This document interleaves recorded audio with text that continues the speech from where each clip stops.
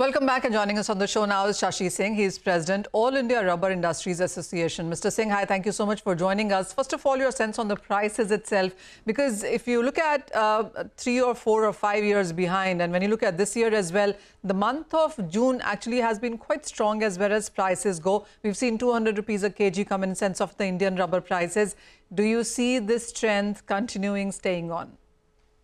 Thank you, Manisha. Good afternoon. Yes, this trend going to be continue, maybe not very quickly upward side, but it will be stay at plus 200 and it will be increase only from now onwards. Any sense on the range of the prices that you see? I mean, do you see prices going to 215 or 230, or you know, what kind of strength are you working with? I mean, it's going to be 5 to 7% from here. Yeah, 5 to 7%. Actually, tire industries is doing good. In fact, all non-tire industries, also rubber industry is doing good. So that price trend will be upper side only.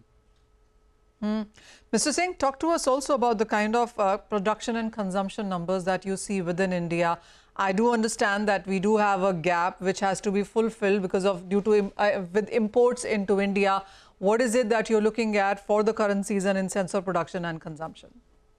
Production, you know that is today production is around 8,57,000 ton of natural rubber, and demand is 14,16,000 ton, where is a deficit of around 5.5 lakhs tons.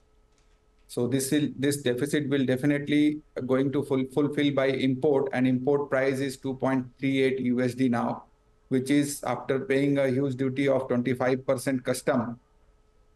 Or 30 rupees per kilo, it will come to around 250 rupees approx per kg.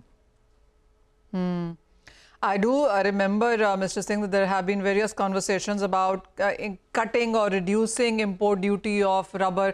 Do you see that happening anytime soon? This higher duty is from government side to protect our farmer. The same thing, it should be considered as a import of finished product. I have two biggest example for that. Latex, which is come from natural rubber only. And there is an import duty of 70%, and some other duties also. It costs you around 78% when you import latex rubber.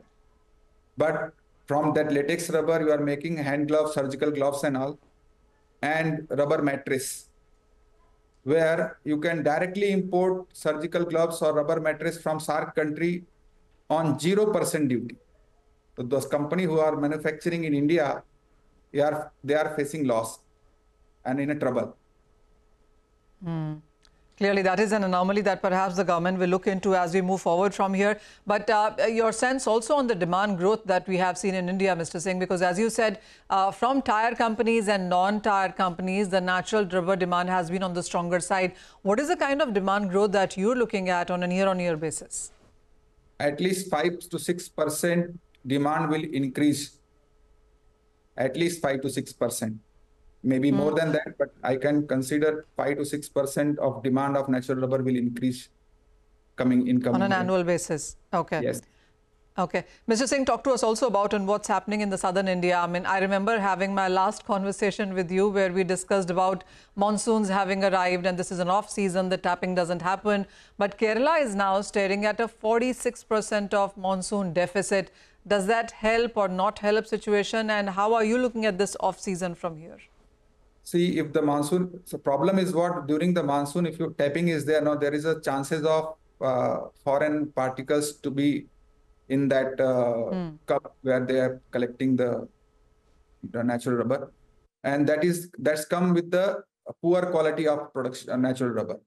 So maybe they stop that during that time. If the rain is not there, if they are can collect that milk from the tree, then it will be a better way. So we can go ahead with the fit the requirement.